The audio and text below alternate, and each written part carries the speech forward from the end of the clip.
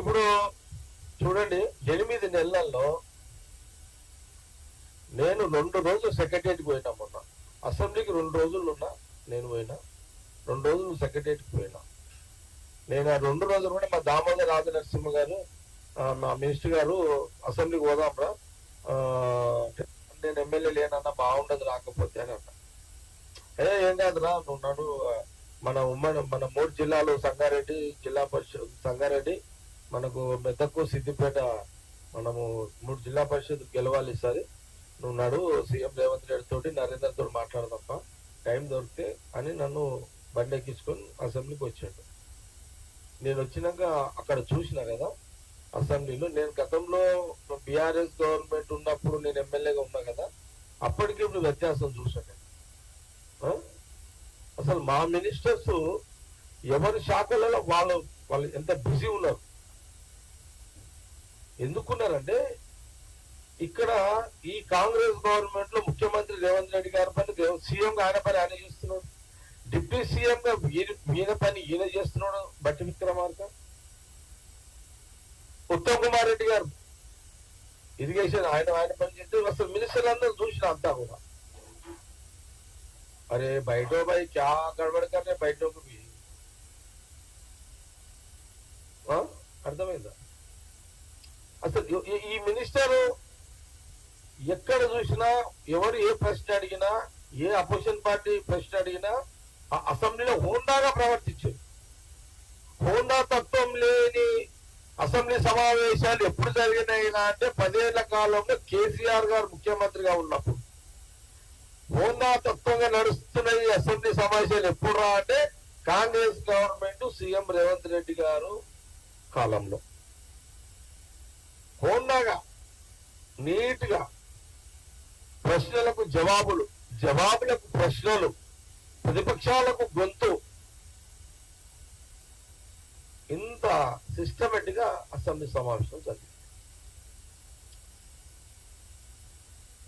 నేను మన సెక్రటరీ మధ్యలో సెక్రటరీ పోతున్నా, నా సంగారెడ్డి కాన్స్టిట్యూన్సీ సంబంధించింది ముఖ్యమంత్రి గారికి కానీ మన మినిస్టర్స్ అందరికి రిప్రజెంటేషన్ ఇచ్చి కొంత ఫాలో అప్ చేస్తున్నా.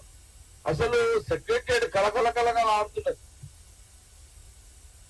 పోయిన 10 ఏళ్ల కాలంలో సెక్రటరియట్ లో కింద చాలా మంది ఏమంటున్నారంటే అక్కడ పార్కింగ్ జాగ దొరుకుతలేదంట. సెక్రటరియట్ లో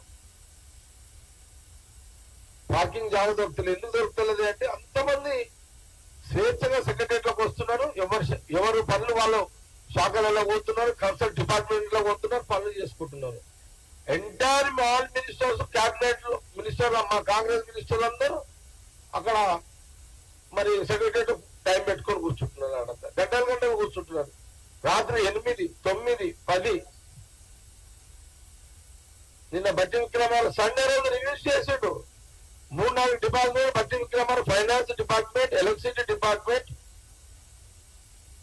2-3 ఇప్పుడు రేపు 15 లోపల ఇది ఇంకా బ్యాలెన్స్ చేయాలి కదా 2 లక్షలు, దాన్ని రివ్యూ.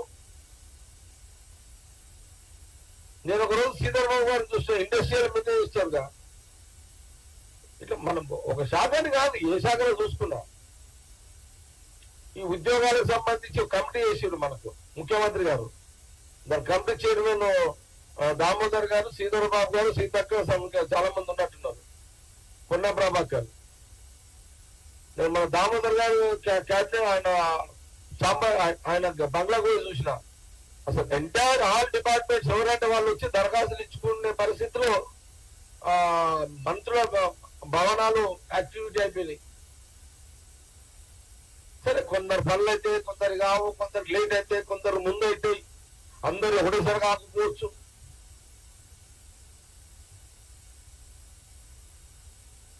మన అసెంబ్లీ సిఎల్పి అపోజిషన్ పార్టీ సిఎల్పిగా బట్టి విక్రమార్క మేము ఉన్నప్పుడు, టిఆర్ఎస్ గవర్నమెంట్ ఉన్నప్పుడు హోంగార్డ్ 250 మంది, అంటే ఎప్పుడు కేసీఆర్ తీసింది, ఎప్పుడు తీసారు 250 హోంగార్డ్. మనం అపోజిషన్ పార్టీ ఎమ్మెల్యేగా మాట్లాడినాం.